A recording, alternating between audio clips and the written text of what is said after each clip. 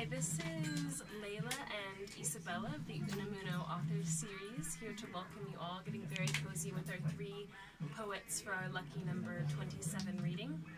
We have Dwayne Miller and CM Burroughs and Kathryn Hunt, and they have been meeting with students yesterday and today, sharing their poetry, and we're just going to ask them a few questions here at Desperate Literature before we get started with our reading.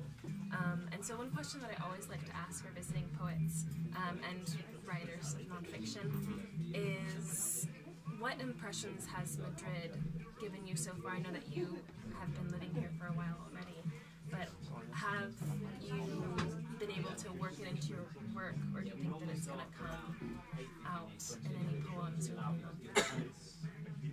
I've already started writing. I attended one of Spencer Reese's church sermons, and so I'm definitely going to write about my experience just being in the space of the church.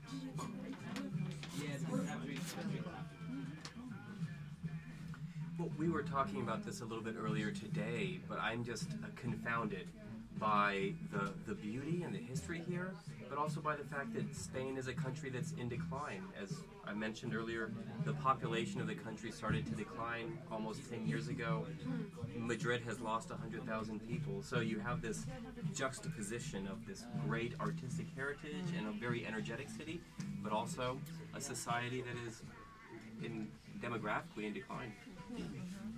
Are you already writing about that, or is that just kind of humming in the background? It's something that I get asked about a lot since I'm dealing with Islam and Christianity, which is over half of the world population, and especially in Europe, a lot of people are wondering because the Muslim population, of course, is growing.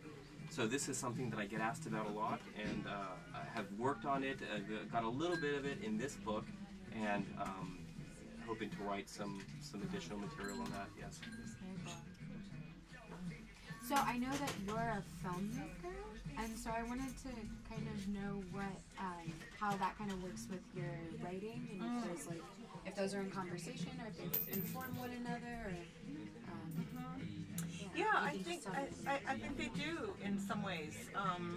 For instance, in the next collection, I have a series of poems that are all first-person narrative poems, and they're all character-driven poems, you know. So these 13 voices showed up. They all live in the high plains of the U.S., and in a sense, they're documentary.